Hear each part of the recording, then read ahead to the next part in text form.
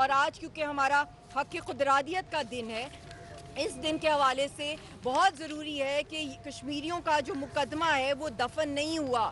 کشمیری ابھی بھی اپنی جانوں کے نذرانے دے رہے ہیں، اور ابھی حال ہی میں پچھلے مہینے مجھے فوٹیج ملی کہ معصوم ایک جو لڑکا تھا، جوان لڑکا تھا ہمارا کشمیری، وہ اس کو غائب کر دیا انڈین فورسز نے، اور اس کے ماں باپ ڈھونڈ رہے تھے سرچ آپریشنز میں کہ ان کا بیٹا کہاں گیا۔ 24 ایئر اولڈ وہ لڑکا تھا، اور پھر ان کو کیا ملا؟ ان کے خاندان کو اس کی کٹی ہوئی بوٹیاں جو ہیں، لفافے میں 2 کلو بوٹیاں اس کے گھر پہ بھیجی گئیں۔ کیا ہم نے دنیا میں آج تک ایسا ظلم، میں سمجھتی ہوں ہٹلر کو بھی پار کر دیا، تاریخ میں جتنا ظلم ہم نے سنا ہے ہسٹری کے اندر، ان ساری ریکارڈز کو نیتن یاہو اور مودی نے جس طرح پار کیا ہے، اس کی تاریخ میں بھی کوئی اگزامپل نہیں دی جا سکتی۔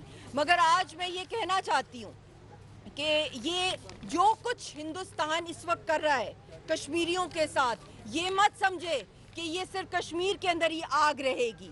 جو اس کی پالیسیز چل رہی ہیں ہندوتوا کی، یہ ہم سب کچھ دیکھ رہے ہیں، اور جو دنیا بھی دیکھ رہی ہے کہ یہ خاص طور پہ جو ہم لوگوں کو ابھی یہ جو ابھی مارکہ حق کے بعد اور یہ جو واٹر ٹیررزم کے حوالے سے جو کچھ ہوا ہے، یہ اگر یہ مسئلہ حل نہیں ہوا تو جو چین کا اور بنگلہ دیش کا جو ریاکشن اس وقت آنا ہے، اور اس خطے کے اندر جو آگ لگنی ہے، یہ کسی کے بس میں نہیں ہوگا۔ اور جب تک کشمیریوں کی جو تحریک ہے اس کی جو پولیٹیکل لیڈرشپ نہیں بچے گی، تو میں سمجھتی ہوں کہ یہ کوئی بھی اس آگ کو کنٹرول نہیں کر سکے گا۔ اور آج میں یہ بھی کہنا چاہتی ہوں کہ جو یہ آگ اور چنگاریوں کے ساتھ جو یہ دھماکہ پھاڑنے کی کوشش کر رہا ہے، جس کے ہاتھ میں اس وقت ہندوستان کے نیوکلیئر کمانڈز ہیں، اس کو بھی میں پیغام دینا چاہتی ہوں کہ یہ بھی وقت بہت قریب آ جائے گا۔ یہ آپ میرے ورڈز مارک کریں کہ اگر خدا نہ خواستہ اس نے یہ چھیڑا چھاڑی 28 جنوری کو یاسین صاحب کے ساتھ کی، تو یہ اس صدی کا سب سے بڑا عذاب کی طرف ہم چلے جائیں گے، اور ایک واقعی میں یہ ہسٹری لکھی جائے گی کہ پاکستان تو تا قیامت انشاءاللہ تعالی حیات رہے گا۔ اللہ تعالی ہر تباہی سے اس کو بچائے گا اگر خدا نہ خواستہ نیوکلیئر جنگ ہوئی۔ مگر ایک لفظ، ایک جو سینٹنس جو ہمیشہ تاریخ میں لکھا جائے گا کہ ایک تھا ہندوستان۔ اگر اس کی طرف ہندوستان جانا چاہتا ہے، اپنی قبر خود کھودنا چاہتا ہے، اور یہ نہ ہو کہ ایک وقت آئے بہت قریب جو میں دیکھ رہی ہوں کہ پاکستان، چائنا اور بنگلہ دیش آپس میں ہندوستان کے ٹکڑے بانٹنے کا فیصلہ کر رہے ہوں، یہ بھی وقت بہت قریب آنے والا ہے، اور یہ سارا کا سارا قصوروار جو ہوگا وہ مودی ہی ہوگا۔ تو آج میں یہ بھی کہنا چاہتی ہوں کہ جب کوئی پاگل کتا جب سڑکوں پہ نکلتا ہے اور کسی کو کاٹتا ہے، بچوں کو کاٹتا ہے، تو اس وقت وہاں کے لوگوں کی جو سڑک پر ہوتے ہیں ان کی ذمہ داری ہوتی ہے، اور جو انتظامیہ ہوتی ہے کہ اس کتے کو جو ہے روکا جائے۔ اس سے بھی بڑھ کے جو وحشی خونی درندہ بن گیا ہے مودی، اس نے جس طرح کشمیریوں کا قتل عام کیا ہے، اور فلسطین کے اندر جو قتل عام ہوا ہے، اگر ان پہ ورلڈ باڈیز نے ان پہ کنٹرول نہیں کیا تو یہ سمجھ لیں کہ پوری دنیا کے اندر ان کی جو یہ کتوں سے بھی بڑھ کے جو یہ وحشی درندے ہیں، انہوں نے کسی کو نہیں بخشنا۔ تو یہ ورلڈ آرڈر کا بھی کولیپس ہے، اور یہ لٹمس ٹیسٹ ہوگا دنیا کے سامنے کہ کشمیر اور فلسطین کا جو مسئلہ ہے اور ان کو حق قدرادیت جو ہے وہ ان کو دی جائے۔ اور میں اس کے ساتھ ساتھ یہ بھی کہنا چاہتی ہوں کہ اللہ تعالیٰ کا بھی ایک قانون ہے کہ جب ویسے بھی ہر گھر کے اندر قیامت آتی ہے جب کوئی انسان فوت ہو جاتا ہے، تو یہ جو اس وقت کے جتنے بھی دنیا بھر کے حکمران ہیں، خاص طور پہ مودی ہے، ان سب نے مرنا ہے، ان سب نے قیامت کو دیکھنا ہے، ان سب کے گھروں میں جو ہے عذاب آئیں گے، خالی کشمیریوں اور فلسطینیوں پر نہیں آئیں گے۔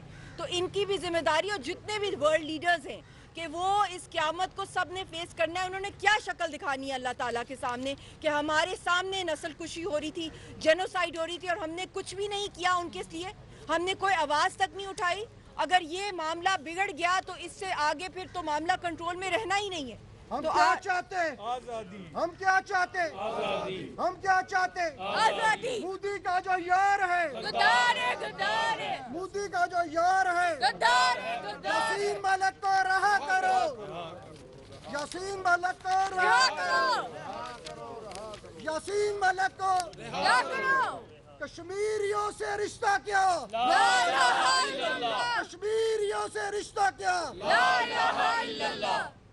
اللہ تعالیٰ نے گواہی دی ہے اس بات کی کہ جس دور کا کمزور سے کمزور ترین شے ہوتی ہے اس کو بڑے سے بڑے طاقتور کے سامنے ٹکرایا جاتا ہے. اور خانہ کعبہ کی جو مثال ہے جس میں اللہ تعالیٰ نے بہت ہی چھوٹی, جو میری والدہ ہمیشہ ہمیں اگزامپل دیتی ہیں کہ بہت چھوٹی چڑیا تھی, ابابیل معصوم تھی, ان سے اس وقت کے جو ابراہ کا لشکر تھا اس کے سامنے جو ہے ان کو بدترین عبرتناک شکست ملی ان معصوم ابابیلوں سے. یہ ہماری تاریخ ہے, اسلام کی اور اس دنیا کی تاریخ ہے, جو اللہ تعالیٰ نے سب کو بتایا ہے کہ جو بھی تم اپنے آپ کو اس وقت اس دور کے فرعون یا سردار سمجھتے ہو, یہ مت سمجھو کہ ایک نہتی قوم ہے تو اس کو تم ختم کر دو گے, اس نصب و نابود کر دو گے, اس کا قبرستان بنا دو گے. ہمارے پاس حضرت موسیٰ کا بھی جو ہے, جنہوں نے اس دور میں وہ اتنے کمزور تھے مگر ان کا ٹکراؤ اللہ تعالیٰ نے فرعون سے کروایا, اور جس طرح اللہ تعالیٰ نے ان کو فتح نصیب کی. اس وقت جتنے بھی لوگ یہاں پہ کھڑے ہیں ہم سب نے قیامت کو فیس کرنا ہے,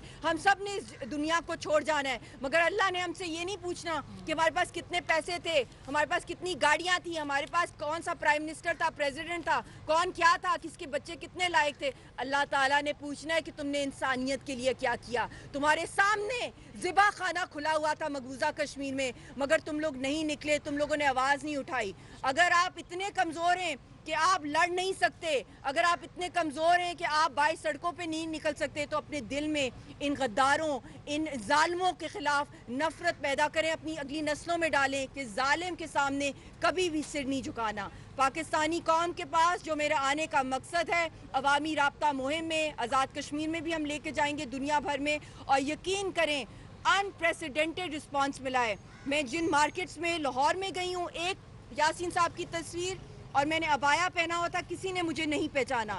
یاسین صاحب کی تصویر سب نے دیکھی اور انہوں نے کہا یہ آپ لوگ کون ہیں, میں نے کہا میں ان کی وائف ہوں, یہ بیٹی ہے, یہ بہن ہے ان کی.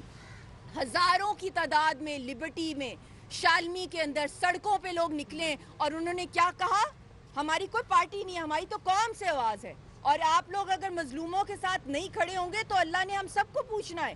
جو دنیا میں اس وقت میں سمجھتی ہوں جو عذاب چل رہے ہیں, جو آفتیں چل رہی ہیں, جو دنیا کے اندر جو امن کی جو ہے جس طرح تباہی مچ رہی ہے اور ہر طرح کی نیچرل کیٹاسٹرفیز, وارز ہو رہی ہیں, اس کا امن کا راستہ سکون کا یہی ہے کہ کشمیریوں فلسطینیوں کو سنا جائے. اسی طرح میں کراچی میں گئی ہوں, 29 مارکیٹس ہم نے کور کی ہیں, اور کوئی ایک دکان پہ نہیں ہم گئے, ہم ایک ایک دکان کے اوپر گئے ہیں, گراس روٹ پہ گئے ہیں, سڑکوں پہ نکلے, اور اسٹریٹ فائٹر کا میں نے ان کو لقب دے دیا ہے ساری کراچی کی عوام کو. جس طرح لوگ باہر نکلیں, مائیں بہنیں بیٹیاں اپنے گھروں سے نکلی ہیں, انہوں نے کہا ہے یاسین صاحب کے لیے ہماری جان بھی حاضر ہے.